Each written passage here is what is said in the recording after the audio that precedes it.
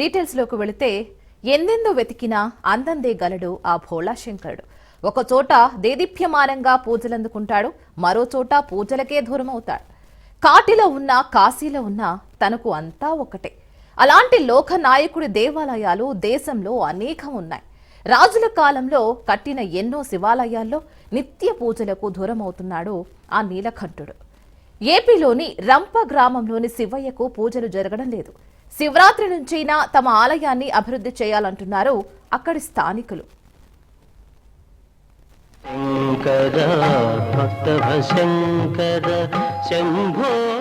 గిరిజనుల ఆరాధ్య దైవం శ్రీ బ్రహ్మరాంబ మల్లికార్జున స్వామి అల్లూరు జిల్లా రంపచోడవరం నుంచి 4 కిలోమీటర్ల దూరంలో ఉన్న రంప గ్రామంలో 12వ శతాబ్దం చోళరాజుల కాలం నాటి స్వయంభూ శైవక్షేత్రం ఇది. రంపకు చెందిన రాజు కొండ కింద ఒక శివాలయం, కొండపై గుహలో మరో శివాలయం నిర్మించారట. ఈ గుహ నుంచి వెళ్తే భద్రాచలం గోదావరి నదికి వెళ్తామని స్థానికులు చెప్తున్నారు.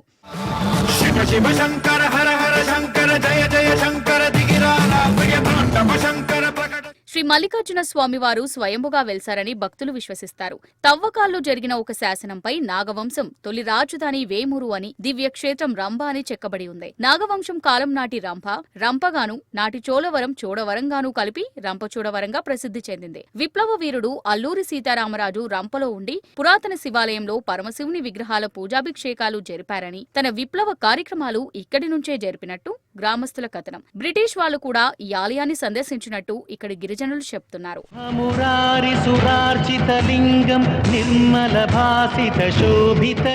పురాతన గ్రామం రంపలో రాతి స్తూపాలతో నిర్మించిన శివాలయాలు చూపరులను అబ్బురపరుస్తాయి.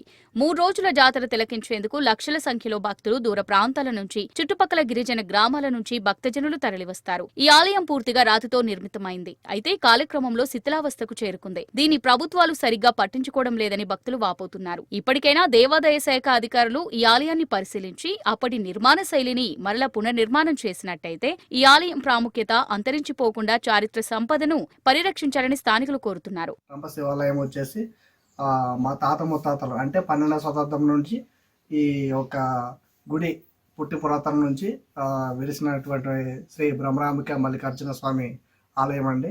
ఇది వచ్చేసి చోడు రాజులు పరిపాలన నుంచి నివసించినప్పటి నుంచి మా తాత ముత్తాతల నుంచి మహాశివరాత్రి ఘనంగా జరుపుకుంటామండి.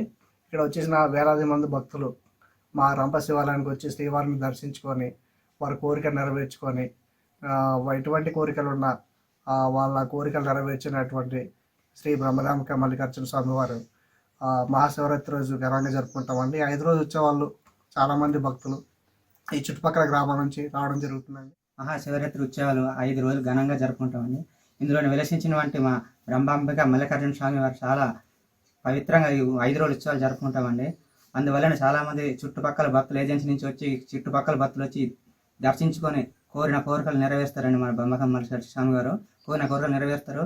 ఈ 5 రోజులు ఉత్సవాలు ఘనంగా జరిపించుకోవాలని, అలాగే మా గుడి కూడా శిథిలంగా అయిపోయినది. ఈ అధికారులు వచ్చి మా గుడిని కూడా స్పందించి ఈ గుడిని కూడా మీరు చాలా అభివృద్ధి చేయగలుగుతారని మరి మీకు ధన్యవాదాలు. 12వ శతాబ్దం నాటి అతి పురాతన పంచలోహ విగ్రహాలను రంపచోడవరం పోలీస్ స్టేషన్లో భద్రపరుస్తారు. శివరాత్రి ముందు రోజు రంపచోడవరం నుంచి ఊరేగింపుగా ఈ విగ్రహాలను తీసుకెళ్లి రంపగుడిలో పెట్టి పూజాభిషేకాలు ప్రారంభించినట్టు చెప్తున్నారు.